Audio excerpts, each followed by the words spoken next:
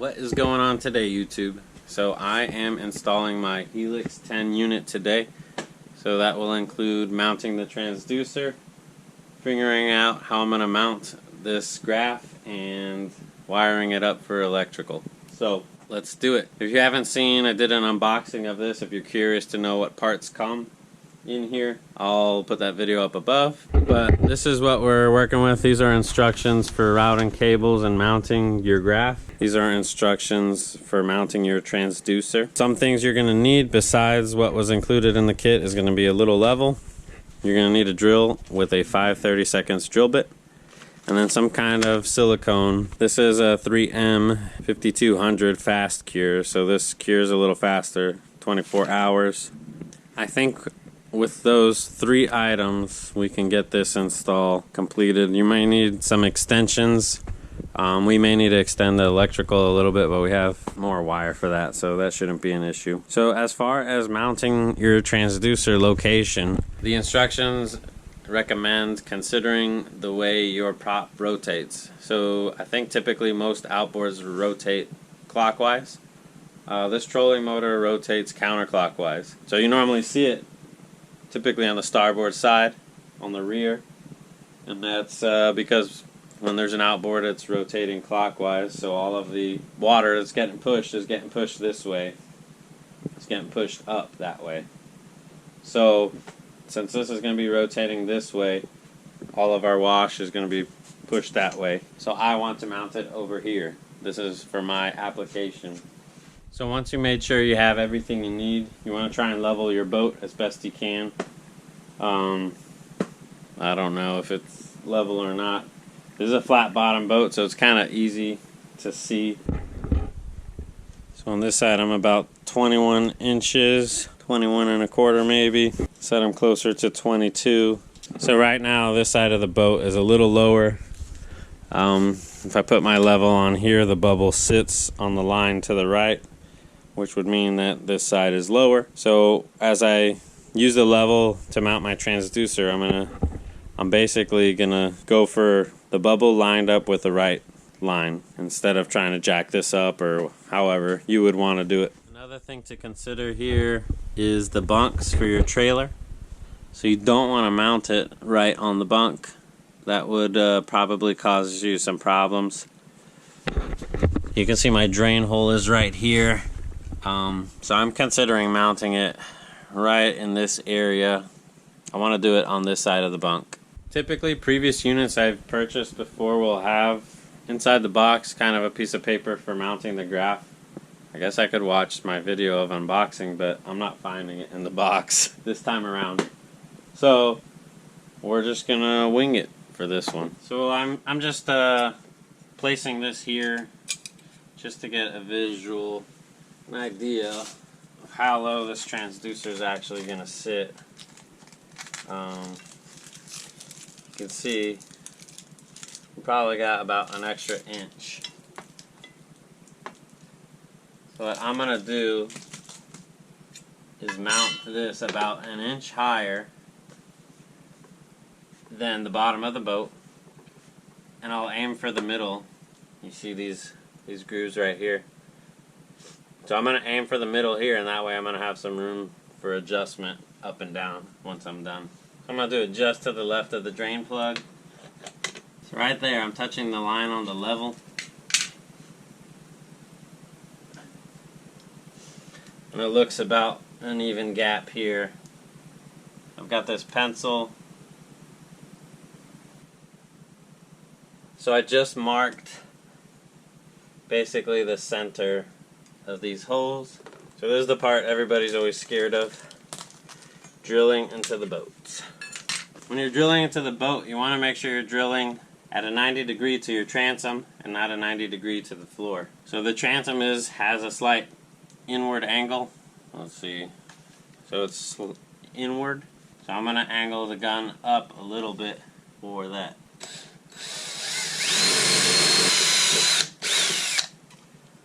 Alright.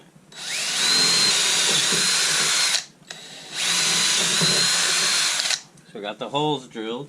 They look like they all line up. So your next move is going to be to apply this silicone in the hole. fill the hole. I forgot the tool. You're going to need something to cut with to cut the tip off here.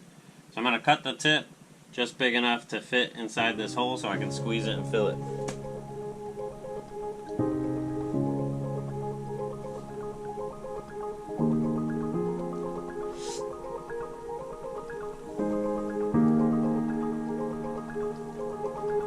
Now we got the holes filled. So again, this middle slot, big hole goes up.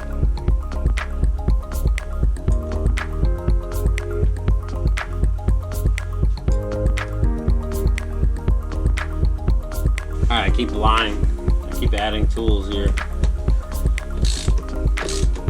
You're going to want to do this by hand. Don't use a drill. So on the inside you can see the sealant is kind of like oozing in there. So that's good, we filled it. So we're not trying to torque it down yet either. Just want to get the screw all the way in, barely touching the plate, just to hold it in place. So that looks good there. So we can still tilt the plate a tiny bit if we desire. Alright, keep adding tools to the mix, but you are given 6 of these little crush washers, 6 of these Phillips head stainless steel screws. You're going to want to put the washer on in there. And we are now going to attach the transducer to this bracket. You can see this bracket has all these holes. You can see the transducer has all these holes. Where the cable is, this is the outside of the transducer. So you're going to want to line it up just like this. And you'll see the holes. It lines up with the inner holes. I'm sure the outer holes are for a different type of transducer. So I'm just going to hand tighten, or really just set these 6 by hand first real quick. I already set all these up with the washer in them. Got these on. It's just nothing crazy, but we'll just go hand tight here, snug. Alright, got that done. You can see that there. So next we are given 2 washers, a bolt, and a nut. And so we're going to do on each side, we're going to put the bolt, a washer, goes through this mount, another washer to the locking nut. So a bolt with a washer, go through the bracket. Well, let's do this side so you can see it a little better. Through the bracket, through the transducer bracket, we will put the other washer, and then we will put this locking nut. And so same exact order on the other side. Bolt with a washer, through both brackets, a washer, and then our locking nuts. So only hand tight, since this is a nylon locking nut, it's not going to go that far, so you need a 13mm, another tool, or a 1/2 inch. Alright, so I got a 13.5 here.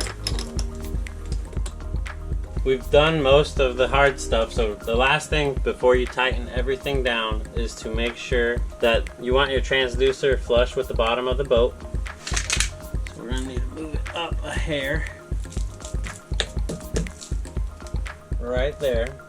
And then the other thing you want to do is adjust the angle. So you want the transducer basically to be extension of the bottom of the boat. So you don't want it angled upward, you don't want it angled downward. You want it just like that. So it's not in the instructions, but if you have a straight edge, something long and straight. So we got that. How is our side to side level? Right there sets us with the line just like it is up here, assuming the top of the transom is flush, but that looks very good. Not totally ready to torque down yet, but I don't want it to move. I'm going to tighten it just a hair. Now that we got that mounted, I'm running my transducer cable. So I'm running it right through here, and I'm going to end up going through the same place. I've got that, so I already lined that up. Humminbird recommends you go with your transducer cable on the same side that your transducer is mounted. I've got all my cables that are going to my little station over there, electrical station, coming this way. So you also want to leave enough slack here for this transducer to bend all the way down and all the way up. in the event that it gets knocked or something, so it doesn't rip anything. There's enough give there. So I'm just going to keep routing this and bring it out up over there. Okay, so I put some tape there. I need to buy some of those transducer cable mounts, or not mounts, but they're kind of little hooks you screw in. So I'll probably put one right there and possibly one right here. I routed this down through the trolling motor. Where is it? This cable right here. So it's going to come down through here. I have some conduit starting there, coming around.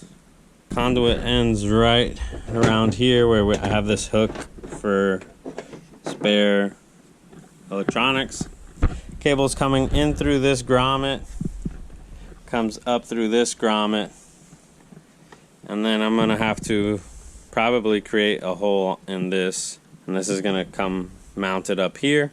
Here is the power supply, which is going down through here, and it's coming to the bus bar.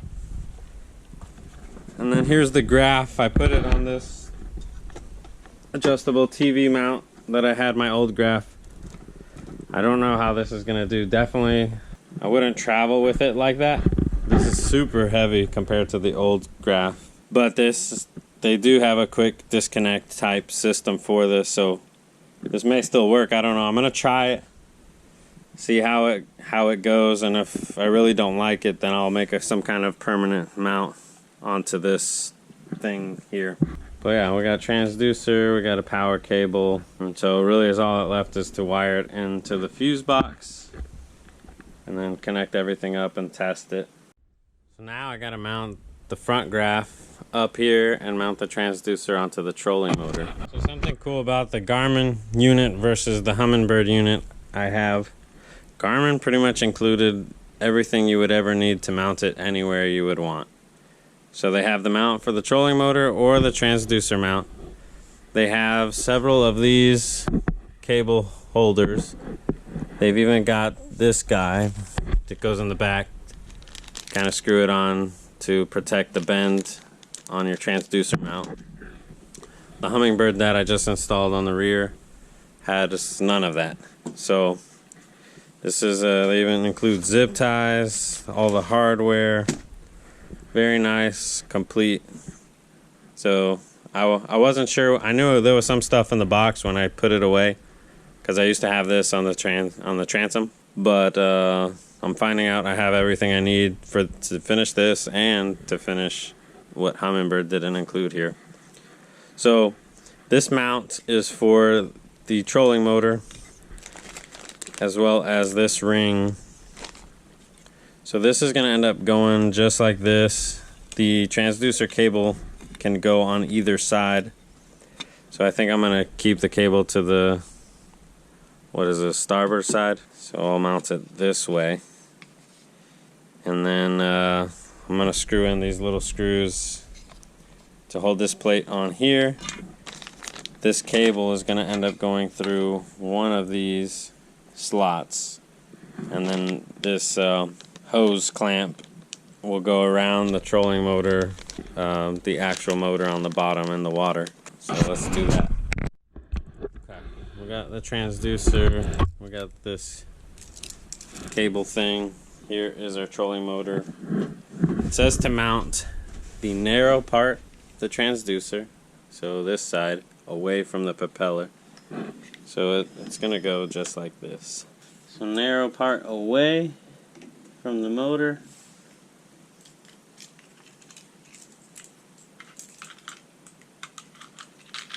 So I guess I'm just going to go through this middle one.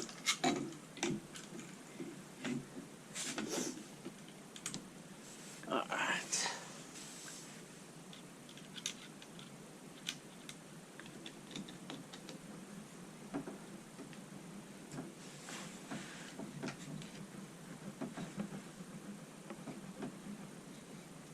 You want it as centered as you can on the trolling motor. That looks good to me. So now we're just gonna have to zip tie this cable up, connect it here, and then run power from here to the fuse box. This is the base mount for the Garmin. There's 3 holes, so I'm gonna just drill a pilot hole through the plywood and through the aluminum. Let's try and mark them.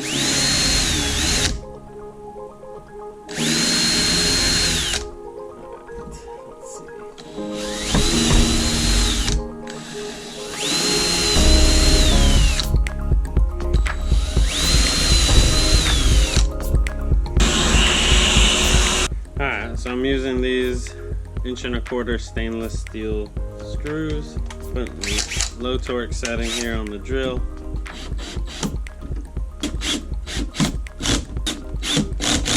That is in there good. So now this can rotate here. It's got this big Phillips screw. Let's see. On tight, so it'll rotate with some force. Let's tighten it a little more. And this dude slides right in there.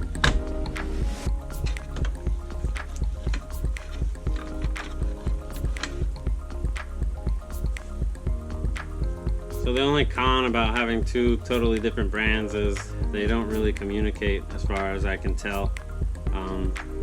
They could connect, I believe, through NEMA 2000. But I don't think that's going to share waypoints or anything. Also, all this excess cable, I mean, I guess I'll leave it here. I don't know. It's going to end up sitting like this. As far as power source, I'm probably going to take it down through the deck and along this side. I have some wiring already. I didn't put it through conduit. Probably should have. Would have made it easier to route this stuff. But I don't think it'll be too tough. Got the quick disconnect. Got this cover on upside down. Cool. Alright, so we got this transducer mounted. Now I've got the graph screwed in. I've got the power run down through here.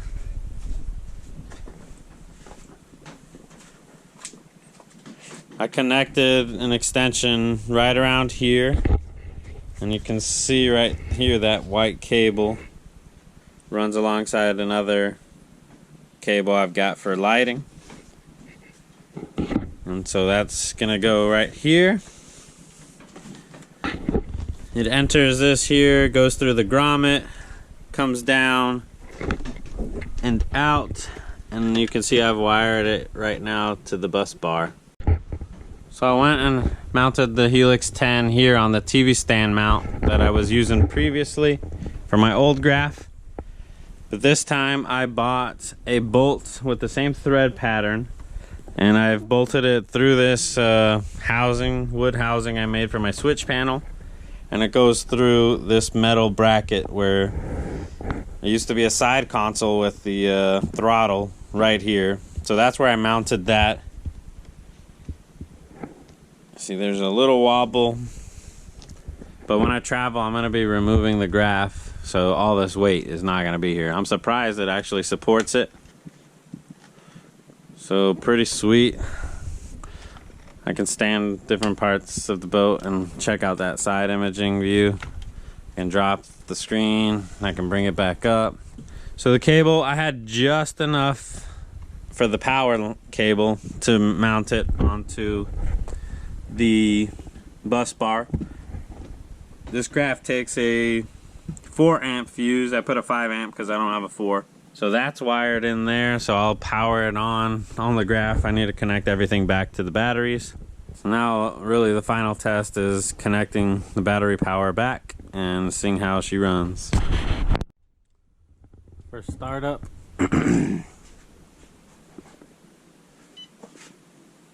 choose setting and exit to continue. So it works.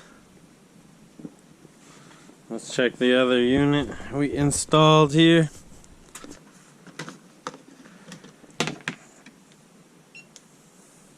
Also turns on, good signs. Cool. How's it going, guys? This is future me or present me, however you want to look at it. We are now mid-September, so this is about 6, 7, 8 months after I recorded all of that installation for my 2 graphs, transducers, and all that.